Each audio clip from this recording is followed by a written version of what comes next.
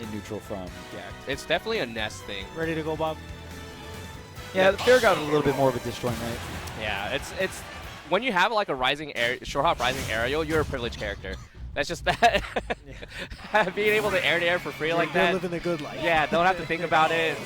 You're not putting yourself at too much of a risk. But on to game number 1, Larry Lurr versus Tweek. Classic. Yeah, Tweek is going to be on the Sephiroth.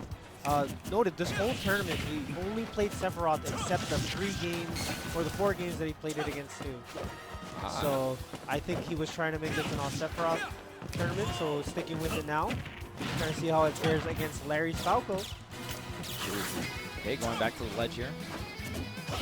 Both these characters a little bit on the slower side here. Of course, Falco does a lot more damage than Sephiroth when he gets in. Right. Tweek struggling a little bit. There's ledge trap from Larry.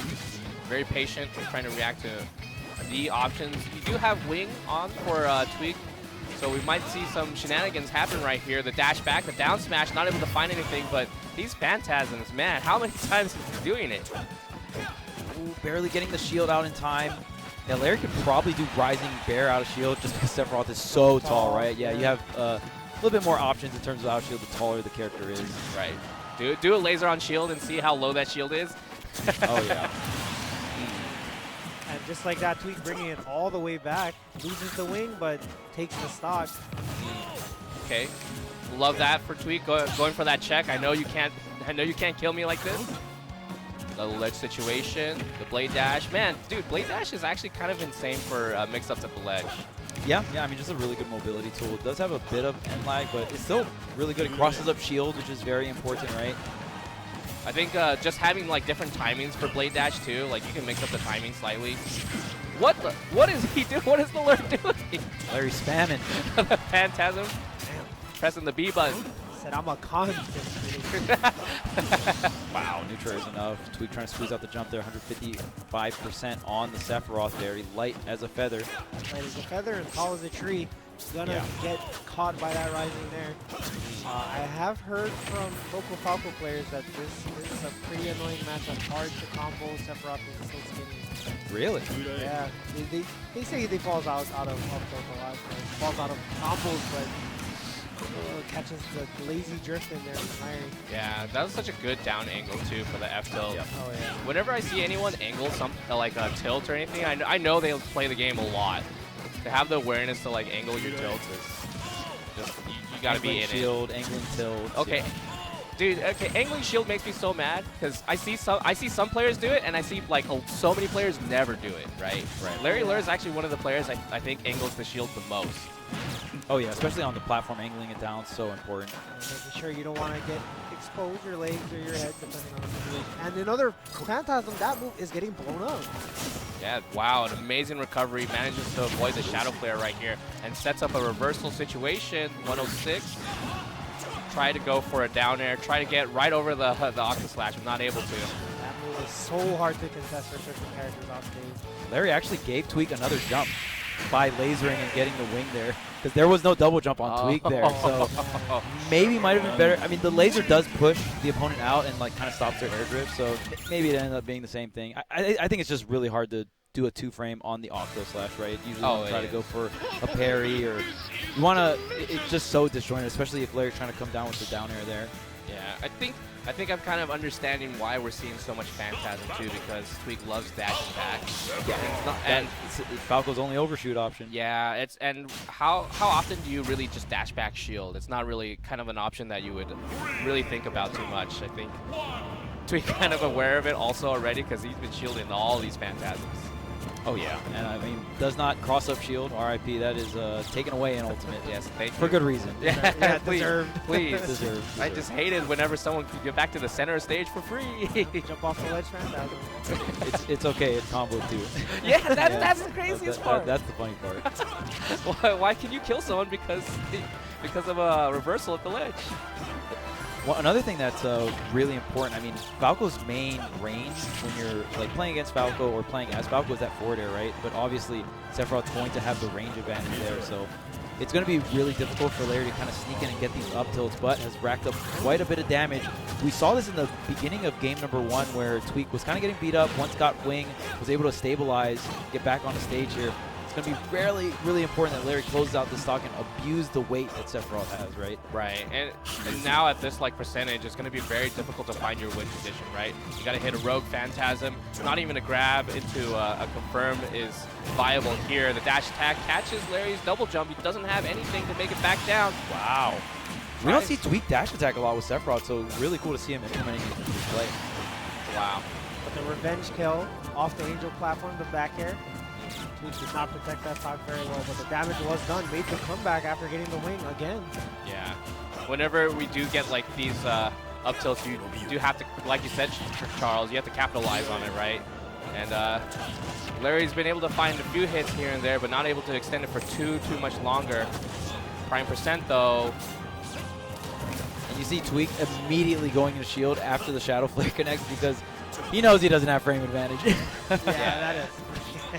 That is no way on. You can get hit by that move on purpose and then hit Sephiroth. Just go for I can see Larry getting hit by Shadow Flare and just going for Phantasm right afterwards. Speaking of Phantasm, there's one into a back air. Finally cashing in that Phantasm read.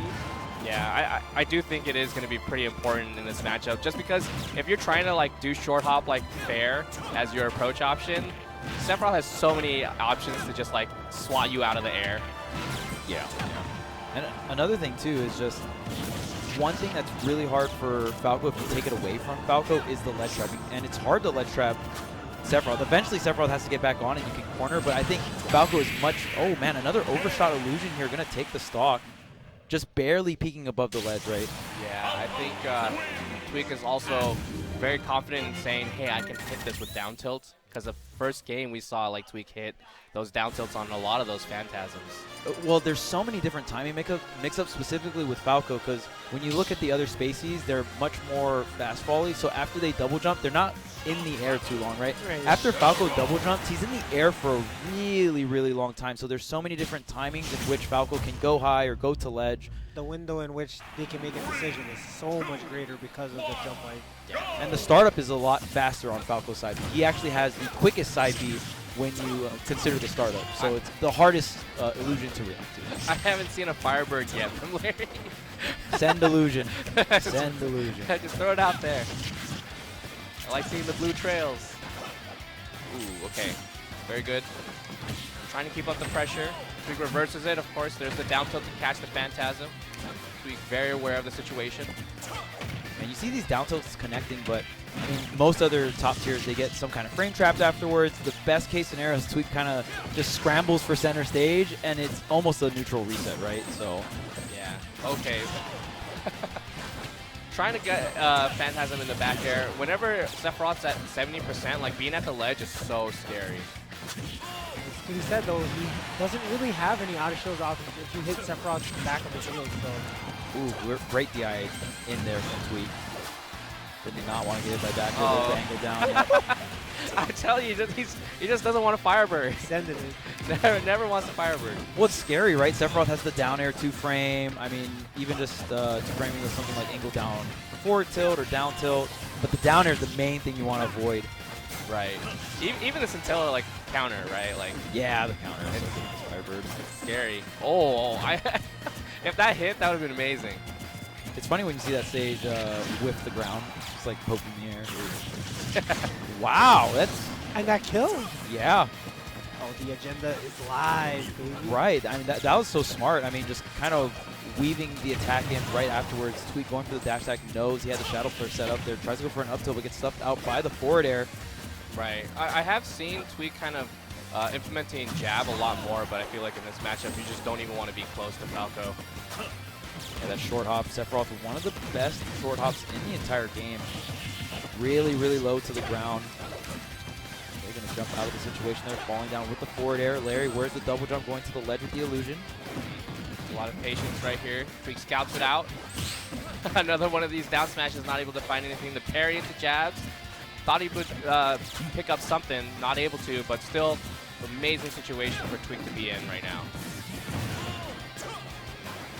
grab. There's a double jump high, and you just see Tweek completely respecting that double jump. Falco with one of the better double jumps in the game here.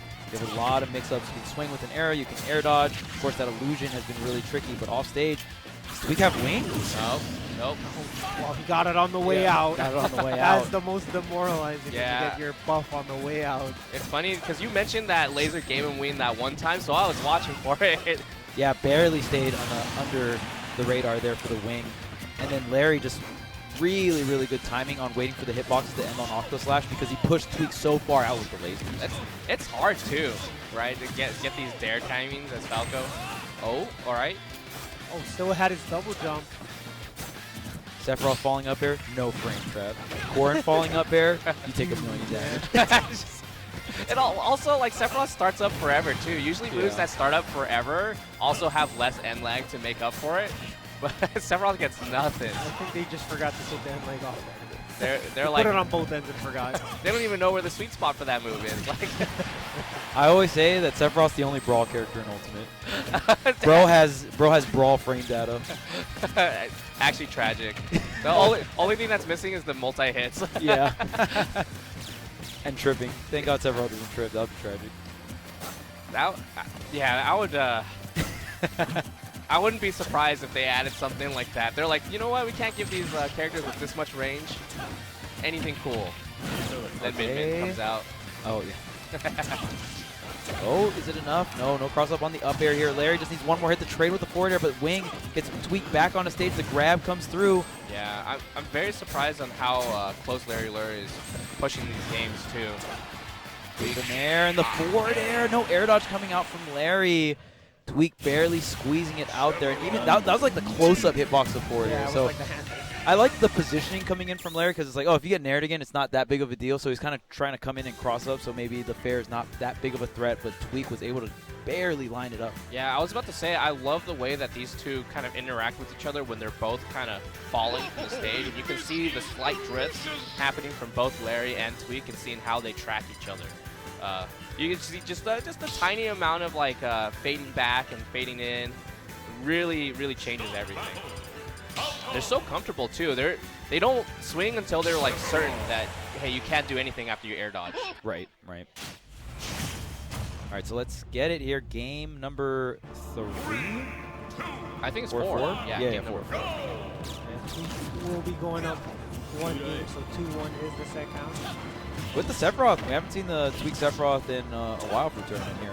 I know Tweek was kind of experimenting, maybe thinking about trying out the Cloud and some these other characters, or just solo maining Diddy. So it's cool to see the Sephiroth back. Yeah, I've been listening to Tweek talks. I know Tweek's been playing a lot of banjo, right? Oh, the banjo has he slowed down, or? I don't think the banjo is like a tournament character, but he does have a nice banjo. Yeah, that'd be scary to whip out. Yeah, I mean, wow, what is Leo lost to the banjo player, right? Yeah. The JP banjo. TG, yeah. Easiest way to say it. Yes. I was like, oh, I hate when I butcher the names. Yeah, it feels very bad. Ooh. Wow, air, okay. The confidence to just throw out a raw back air, especially against Sephiroth. Well, that's the crazy thing about these really tall characters. You can rising aerial in neutral, and it'll still get the sweet spot. So. It feels so good, dude. Hey, there's the Sephiroth falling out in air. You were mentioning that earlier, right? Yeah. Sometimes, yeah, Sephiroth, because how skinny he is, can kind of be particular. You got to be really good on your read of their GI. Okay. And like off the up air, as you mentioned earlier, you're going to get him punished there. Yeah. Finds the blade dash back onto the stage, but still struggling to find the kill. The back air is not going to be enough, this character. Oh, man. Ooh, okay. Why was that the sweet spot? Yeah. I just don't understand it. Calling out the nair, double nair, goes for the fair for the ender with the wing. Yeah, very good. I don't think Larry has a double jump still. Oh, doesn't jump into the counter here. Can you make it back? And wow, Larry lining up the dare again against Octo Slash. That's insane also. So to make it back too with your first Firebird that you've done this set. The first Firebird. It was. I'm keeping track, man. Yeah, he just doesn't want to give any free kills. Larry only Firebirds when Sephiroth's not there. Yeah. The overextension from Tweek gonna get it blown up. Ooh, the dash tag. Oh, he threw it again. Okay. Oh, There's the cross up. There's the cross up. Yeah. Man, and that was a huge input error coming out from Tweek, not going for the triple jump or the double jump into the counter. And we just saw the instant reversal, right? The dare connects, and then Larry is able to run away with it and even get the cross up on the up throw up air there. Yeah, and you were saying earlier that Falco could linger in the air for that much longer, and that's really what helped Larry set up that down air too. Oh yeah, yeah. You just like RAR, short hop, and then you're kind of like drifting in this area where you're like, okay, I'm gonna throw my dare, my double jump dare by the ledge, but it's more just I have the hang time to react to what your options are, right? It's a very classic Lucina or Marth. They're so floaty that once they put themselves off stage, they're like, okay, I'm going to be in this area and control this area for longer periods of time. Yeah, yeah. Just being able to snipe out Octo Slash is so hard, though.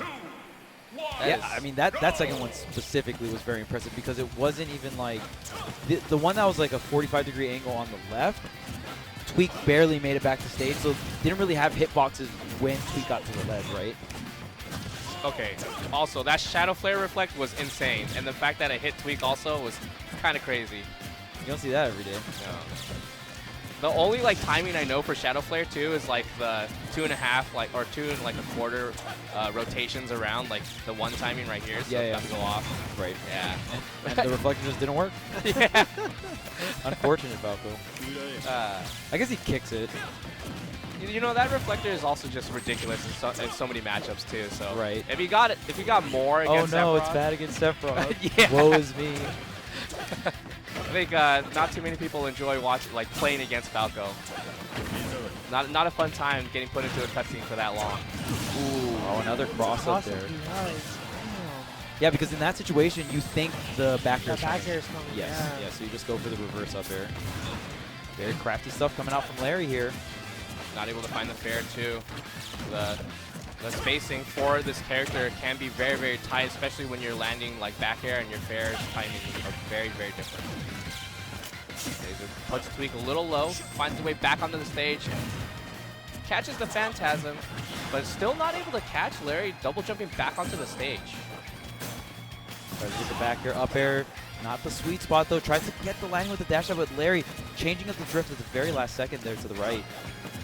Okay, a lot of empty hops too. Larry's just playing his game the whole time too. It feels like Larry's really controlling the pace of the match. Normally you see Sephiroth being the one that's able to control it, right? Yeah, it's Sephiroth that's the one that's like, okay, well, when and where is Sephiroth going to swing, right? He has the range advantage for the most part. Wow, catching Larry swinging there. That was such a good air dodge too, jeez. Yeah, avoiding the Shadow Flare, doesn't want to get put into any type of mix-up with the smoke spinning around, and then he is going to put him in the blender. But the wing is active. We see how Tweek uses these wings to great effectiveness. Right. The roll, tries to catch with a deep dash in. Larry not able to find anything. And now in this edge guard situation, still okay. So many more Phantasms to the center of the stage, and Tweek not able to pick it up. Yeah, there's so many times you see Larry hit Tweek's shield, and Tweek just has to disengage, roll away, maybe even spot dodge. Most of the time we're seeing the roll kind of disengage the situation, put Tweek in a better spot to utilize this range on this sword, the tech, but the up air barely able to squeeze the jump out though. Yeah, now in a percentage where the up tilt probably won't net you a kill, but of course just a deep dash in, the RAR back air. The rising back air, you said. So good against any tall character. You just have a burst option that gets the KO. Almost like an up smash, if you will. Yeah, you have to watch out for both Phantasm and now like RAR back air. Ooh, sour hit on the back air, it's still enough.